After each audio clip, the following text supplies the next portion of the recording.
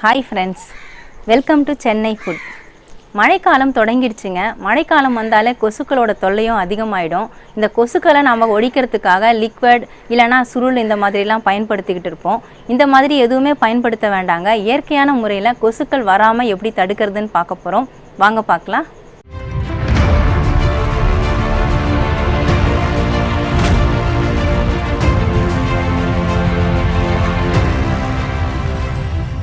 கொசுக்களை அழிக்கணும்னு நினைச்சாலே நம்மளுடைய ஞாபகத்துக்கு வர்றது உரலை எடுத்து உள்ளங்கையில் வைக்கவும்.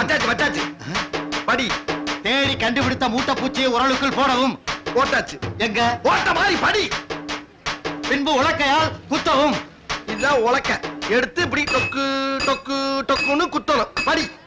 சாகவில்லை என்றால் சாகும் வரை மாங்கு மாங்கென்று குத்தவும். மாங்கு மாங்கனா இப்படிதான் நங்கினக்கடி சுலபமா கொள்றது. புரியுதா? இந்த மாதிரி எந்த ஒரு நவீன மிஷினையும் பயன்படுத்தாம கொசுக்கள் வீட்டுக்குள்ள வராம எப்படி தடுக்கிறதுன்னு தான் பார்க்க போறோம். இப்போ எங்க பார்த்தாலும் டெங்கு காய்ச்சல் பரவிட்டு இருக்குதுங்க. டெங்கு காய்ச்சல் எதனால பரவுதுன்ட்டு உங்களுக்கே தெரியும். கொசுக்கள் அதிகமா இருக்கிறதுனால தான் நமக்கு டெங்கு காய்ச்சல்லாம் அதிகமா வருது. இந்த கொசுக்களை ஒழிக்கிறதுக்காக நம்ம லிக்விட் சுருள் இதெல்லாம் பயன்படுத்துறோங்க. இந்த லிக்விட் சுருள் எல்லாமே கெமிக்கல்ஸ். இது நம்மளுடைய ஹெல்த்துக்கு நல்லது கிடையாது. அதுலேயும் குறிப்பா குழந்தைகள் சின்ன பசங்கள்லாம் வீட்டில் இருக்கும் பொழுது நீங்க சுருள்லாம் பயன்படுத்தாதீங்க. அந்த சுருளை பயன்படுத்துறதுனால அதில் வரக்கூடிய புகை நம்மளுடைய நுரையீரலை பாதிக்குது, தலைவலியை ஏற்படுத்தும். ஒரு சுருள் ஏற்றி வச்சு அந்த புகையை நம்ம சுவாசிக்கிறது 100 சிகரெட்டுக்கு புகையை சுவாசிக்கிறதுக்கு சமம். அந்த அளவுக்கு அதில் புகை வரும். அந்த ஸ்மெல்லே ஒரு மாதிரியாக இருக்கும். சில நேரம் கண்ணெரிச்சல் கூட ஏற்படுத்தும். ஆனால் கொசுக்களை கட்டுப்படுத்தணும், டெங்கு வராமல் தடுக்கணும்னு நிறைய பேர் பயந்துட்டு அந்த சுருளெல்லாம் பயன்படுத்துகிறாங்க. சுருளை கண்டிப்பாக பயன்படுத்தாதீங்க. லிக்விட்லேயும் அந்த அளவுக்கு எஃபெக்ட் கிடையாதுங்க. அந்த லிக்விட் போடுறதுனால கொசு ஒன்றும் நமக்கு கண்ட்ரோல் ஆகிறது கிடையாது. நம்ம அந்த சுருள் லிக்விட் எது வச்சாலும் கொசு நம்ம வீட்டில் வந்துட்டு தான் இருக்குது, கடிச்சிட்டு தாங்க இருக்குது. அதை நம்ம இயற்கையான முறையிலேயே நம்ம சரி செய்ய முடியும். இந்த மாதிரி இயற்கையான முறையில் சரி செய்கிறது நம்மளுடைய ஹெல்த்துக்கும் ரொம்பவே நல்லது. அதை எப்படி செய்யறதுன்னு பார்ப்போம். நான் 2 அகல் விளக்கு தாங்க எடுத்திருக்கேன். இந்த விளக்கு எல்லார் வீட்லேயுமே இருக்கும். அப்படி இல்லைனாலும் காசு கொடுத்து வாங்கிக்கலாங்க. ஒரு அகல் விளக்கோட விலை பார்த்தீங்கன்னா 2 ரூபாய் தாங்க. இது எல்லா கடைகள்லையுமே கிடைக்கும். உங்களுக்கு ஒரு அகல் விளக்கு போதுன்னா 1 கூட நீங்கள் எடுத்துக்கலாம். நான் 2 எடுத்திருக்கேன். 2 டைப்பில் நான் செஞ்சு காட்ட போகிறேன். அதனால் 2 அகல் விளக்கு எடுத்திருக்கேன். இந்த அகல் விளக்கில் சேர்க்கறதுக்காக பாருங்கள் வேப்பெண்ணெய் எடுத்திருக்கேன்.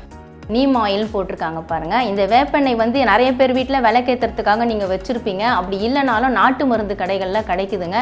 இதை நீங்கள் அதிகமாக கூட வாங்கிக்கலாம். நான் உங்களுக்கு காட்டுறதுக்காக நான் சின்ன பாட்டில் வாங்கிட்டு அந்த பேருக்காக காமிச்சிட்ருக்கிறேன். இதை ஓப்பன் பண்ணிவிட்டு இந்த அகல் விளக்கில் நம்ம ஊற்றிக்கலாம். உங்களுக்கு எவ்வளோ நேரம் விளக்கு எரியணும்னு நினைக்கிறீங்களோ அந்த அளவுக்கு நீங்கள் எண்ணெய் சேர்த்துக்கோங்க. எண்ணெய் ஊற்றுனதுக்கப்புறமா யூஸ்வலாக எல்லாரும் பண்ணுறது திரி போடுவோம், விளக்கு திரி. அந்த விளக்கு திரியை இதில் போட்டுக்கலாம். போட்டுட்டு இந்த மாதிரி திரியை நல்லா நிமிண்டி வெளியே கொண்டு வந்துடுங்க. பாருங்கள், இப்போ அகல் விளக்கு எடுத்தாச்சு. அகல் விளக்கில் நம்ம வேப்பெண்ணையும் சேர்த்தாச்சு. நான் திரியும் போட்டுட்டேன். அடுத்து இதில் ஒரு பொருளை சேர்க்க போகிறோங்க. அதுதான் ரொம்பவே முக்கியமான பொருள், கொசு வராமல் தடுக்கக்கூடியது. என்னன்னு பார்த்தீங்கன்னா இது பிரியாணி இலைங்க. இது எல்லார் வீட்லேயுமே நம்ம குருமாலாம் செய்யும் பொழுது தாளிப்புக்காக நம்ம யூஸ் பண்ணுவோம். பிருந்தி இலை, பிரியாணி இலைன்னு சொல்லுவாங்க. இதை நீங்கள் மிக்சியில் போட்டும் பொடிச்சு வச்சுக்கலாம். நீங்கள் டெய்லி யூஸ் பண்ணுற மாதிரி இருந்தால் கொஞ்சம் பிரியாணி இலையை பிச்சு போட்டு மிக்சியில் பொடிச்சிக்கலாம். இல்லைனா இந்த மாதிரி கையிலேயே கூட நீங்கள் பொடிச்சிக்கலாங்க. இந்த இலையை இந்த எண்ணெயில் சேர்க்க போகிறேன். நான் ஒரு விளக்கில் தான் இந்த இலையை சேர்க்க போகிறேன். இன்னொரு விளக்கில் நான் இன்னொரு பொருள் தான் சேர்க்க போகிறேன். இந்த ஸ்மெல் கொசுவுக்கு பிடிக்காதுங்க. இந்த வேப்பெண்ணெய் வாசனையும் பிடிக்காது. இந்த பிரியாணி இலையுடைய வாசனையும் கொசுவுக்கு பிடிக்காது. ஆனால் நம்மளுடைய ஹெல்த்துக்கு இது ரொம்பவே நல்லது.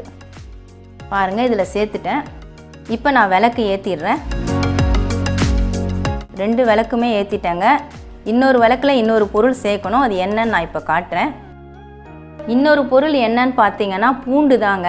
பூண்டை நான் தோலோட லேசாக இடித்து வச்சுருக்கேன். இந்த பூண்டு வாசமும் கொசுக்கு பிடிக்காதுங்க. அதனால் பூண்டு சேர்க்குறேன். ஒரு விளக்கில் நான் பிரியாணி இலை சேர்த்துருக்கேன். ஒரு விளக்கில் பூண்டு நான் இடித்து சேர்க்குறேன். உங்ககிட்ட வேப்பிலை இருந்ததுன்னா நீங்கள் வேப்பிலை கூட சேர்த்துக்கலாம். காய்ந்த வேப்பிலையை நீங்கள் சேர்த்துக்கலாம். இதை இந்த எண்ணெயில் சேர்த்து விட்டுடலாம். சின்ன பூண்டு பல்லாக இருந்தனால நான் 2 சேர்த்துருக்கேன். இல்லைனா 1 போதும். விளக்கு இந்த அளவுக்கு புகை வர அளவுக்கு வைக்கணுன்ட்டு அவசியம் இல்லைங்க. இதை மீடியமாக தள்ளி வச்சுக்கலாம்.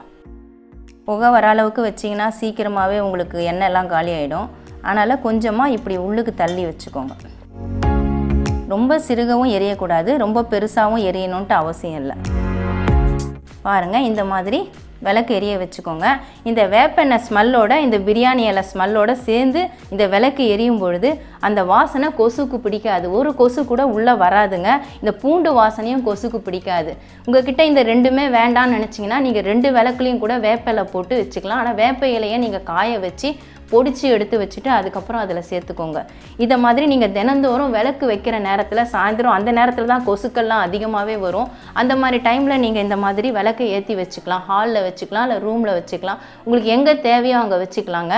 அப்படி இல்லை நீங்கள் நைட்டில் கொசு தொல்லை அதிகமாக இருக்குது, தூங்க முடியல அப்படின்னு நினச்சிங்களா, நீங்கள் ரூமில் தூங்குறதுக்கு கொஞ்சம் நேரம் முன்னாடியே நீங்கள் இந்த மாதிரி விளக்கை ஏற்றி வச்சுட்டிங்கன்னா ஒரு கொசு கூட அந்த ரூமில் இருக்காதுங்க.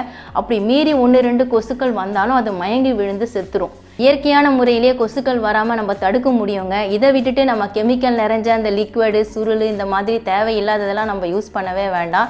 இந்த மாதிரி பயன்படுத்தி பாருங்கள். கண்டிப்பாக உங்கள் வீட்டில் ஒரு கொசு கூட தங்காதுங்க. எந்த டெங்கு மலேரியாவும் நம்மளை அண்டாதுங்க. விளக்கேற்றி வச்சு இன்னும் 5 நிமிஷம் கூட ஆகலைங்க. பாருங்கள், சில கொசுக்கள்லாம் மயங்கி விழுந்துட்டு துடிச்சிட்டு இருக்குது. அதை நீங்களே பார்த்துக்கிட்டு இருப்பீங்க. சில கொசுலாம் மயங்கி விழுந்து செத்தே போயிடுச்சு. இது ரொம்பவே எஃபெக்டிவாக இருக்குங்க. கண்டிப்பாக ட்ரை பண்ணி பாருங்கள். இயற்கையான முறையில் கொசுக்கள் வராமல் எப்படி தடுக்கிறதுன்னு வீடியோவில் பார்த்துருப்பீங்க. ரொம்பவே யூஸ்ஃபுல்லாக இருக்குங்க. இதில் எந்த சைடு எஃபெக்ட்டுமே இருக்காது. எல்லார் வீட்லேயுமே இருக்கக்கூடிய பொருட்களை வச்சு தான் நம்ம ஈஸியாக ரெடி பண்ணியிருக்கோம். கண்டிப்பாக ட்ரை பண்ணி பாருங்கள். உங்களுக்கு இந்த வீடியோ பிடிச்சிருந்தா லைக் பண்ணுங்கள், ஷேர் பண்ணுங்கள், சப்ஸ்கிரைப் பண்ணுங்கள். சப்ஸ்கிரைப் பண்ணவங்க மறக்காமல் பெல் பட்டனை கிளிக் பண்ணுங்கள். இந்த வீடியோவில் ஏதாவது டவுட்ஸ் இருந்தால் கமெண்ட்ஸில் கேளுங்க. உங்களுக்கு ஏதாவது ரெசிபி வீடியோ வேணும்னாலும் கமெண்ட்ஸில் கேளுங்க. நமக்கு இன்னும் 2 சேனல் இருக்குங்க. அந்த சேனலுக்கான லிங்க் நான் டிஸ்கிரிப்ஷனில் கொடுத்துருக்கேன். நீங்கள் லிங்க்கை கிளிக் பண்ணி சேனலை ஓப்பன் பண்ணி பாருங்கள். உங்களுக்கு அந்த சேனல் பிடிச்சிருந்தா சப்ஸ்கிரைப் பண்ணிக்கோங்க. நன்றி, வணக்கம்.